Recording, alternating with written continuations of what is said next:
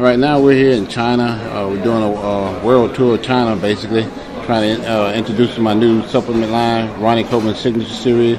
We got about 4 products out right now that we're, trying to get everybody to at least try. You need energy and stuff like that to help the body grow, and that's what our products do. It gives you energy. One of our main supplements called Mild Bits gives you energy to work out. And of course, when guys go to the gym to work out, they're trying to gain muscle, and of course, this helps give you a lot of energy to do that. And of course, our muscle builder is actually our protein supplement called Proantium. And like, nah, that's okay. I don't want to compete because I heard those guys take steroids. And I just got on with the police department, and I don't want to get in no trouble. Yeah, it's very possible because I'm a living example. I was one of the guys that did it because. Remember, I worked full time for the police department the whole time, so they always drug tested us and made sure we didn't take any drugs. So that was the main reason why I didn't want to become a bodybuilder, because I thought, these guys take drugs. There's no way that I could, compete with them if they're on drugs and I'm not. But like I said, I went to the world championships and I competed professionally and won all those shows as a professional without taking any drugs. So I'm a living example, that it could be done without all the drugs and stuff. We're doing a world tour of China, basically, trying to introduce my new supplement line, Ronnie Copeland's Signature Series. We got about 4 products out right now that we're, trying to get everybody to at least. So the question is, again, is Kinobody? Is he full natty, brah? Is he full natty or is he a fake natty? There's a great video, I'll link it down below. Simeon. He does a 17-minute video and sort of analyzes Kinobody's responses, his body language. It's like a CIA interrogation. And in my opinion, this is just my opinion, I don't hate Kinobody. I find it entertaining. He uses the Lance Armstrong and the Marion Jones lines. I've never taken drugs. I don't even know much about them. I've never tested positive. I've had no spike in performance in the last 5 years, and I just done it slowly. So he uses the exact same fucking lines as Marion Jones and Lance. It's like a little book, a little manual. It's like, what I was saying, if someone's asking me about fake natty tip 101, just deny everything. Say, did it really slowly. Fake natty tip 47, pretend you don't know anything about any gear. Gear doesn't even work. I'm reading the fake natty Bible here. It's hilarious. Hey, I'll tell you what, man. This is, you see that? Still got these little boxes sitting around. This is Sussman 250. This is all you have to take, mate, for fucking fake natty gains. One of these once a week. It's a little shot. You won't even feel it if you use a little small needle there. And my question is, why wouldn't someone take one of these once a week? That's all you need to do. You will get, and if you're training hard, you will get in fucking incredible gains. Right? Why wouldn't someone take that? It's totally legal because you can get it from any doctor really fucking easy. Really, if you got half a brain. So if you take one of them once a week. I'm not saying you should, I'm just saying that's the hypothetical out there. Why wouldn't someone do that? If their goal is to drive a Lamborghini and have all this money and have all these houses and have this image, why wouldn't you take something like that that's legal? It's incredibly safe. Low dosage is incredibly safe. It's safer to take that stuff than for women to be on the contraceptive pill. And that's not my biased opinion. That's the World Health Organization saying that. So why wouldn't these young guys out there who want to build their social currency by having hella aesthetics?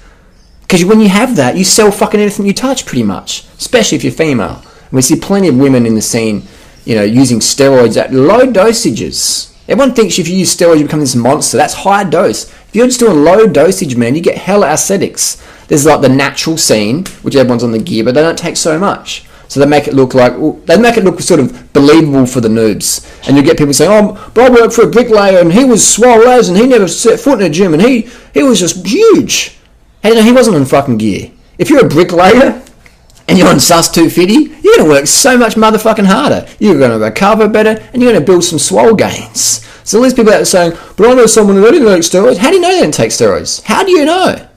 How do you know? You don't know. People are just so gullible and so dumb. Why wouldn't... The question to ask, not is such and such on gear? Ask the question to yourself. Why wouldn't they? They care about their health? It's pretty healthy, low dosage, bro. It's healthier than eating meat.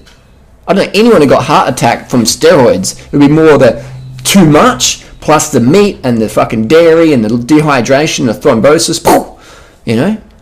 Obviously, you've got to keep an eye on your health, your red blood cell count, don't get too thick, but it's definitely, let's say I was in a prison, hypothetical again, and they say, look, doing rider, you got to take sus 250 once a week or once a fortnight and train, or we're going to feed you meat.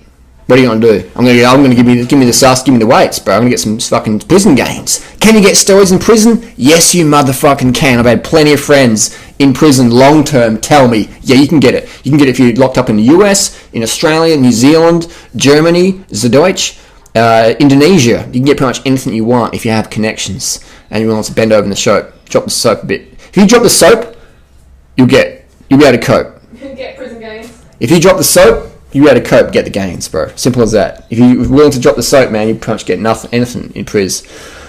And that's the reality of it, man. So ask the question, why wouldn't these guys do it? Why wouldn't they? And why would they admit? Now, I'm not saying Keno's on the gas. I'm just sharing my opinion, obviously. But why would someone admit, yeah, guys, look, I'm on it. Don't buy my ebook, because all the teen noobs go, oh, I'm not going to buy his ebook because he's on the gas. I'm going to buy the other fake natty's ebook because he's all natural.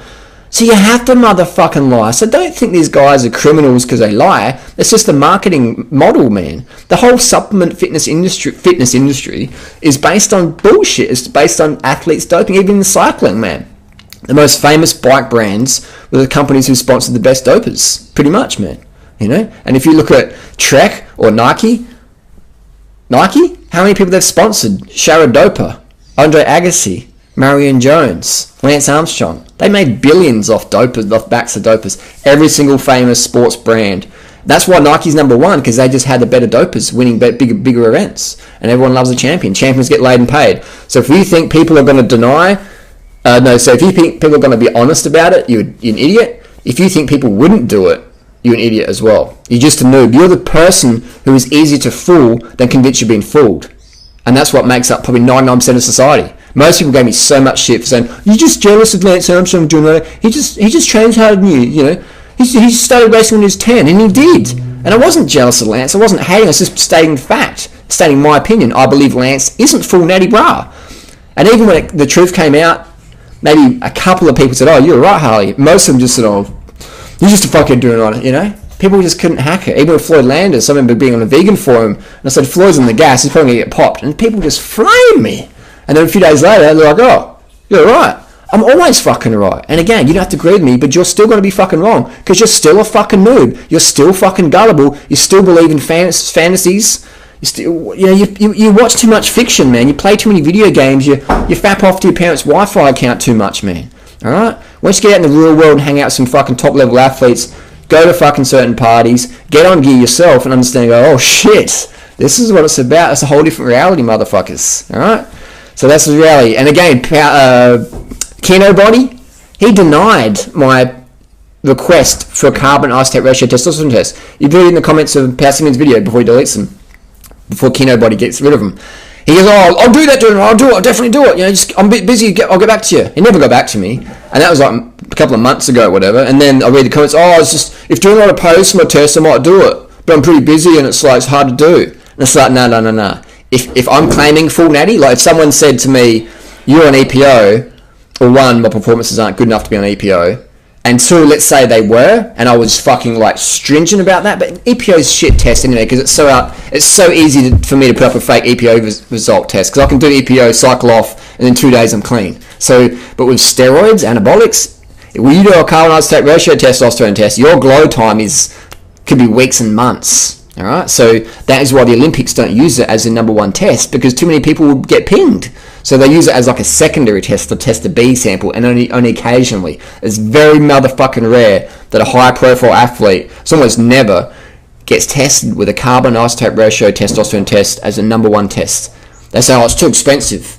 And then they pretend, we're serious about cleaning the sport. They're not. No one's fucking serious about cleaning anything up. It's just a big omerta. It's a big money spinner. You got to spin it so you win it. When big people get popped, most of the time it's because they owned up themselves. Lance Armstrong, Marion Jones. This Shara Dopa case is quite interesting. I think there's a bit of corruption going on there. Maybe she didn't pay the bribe or whatever. But end of the day, in my opinion, is Kinobody full natty bra?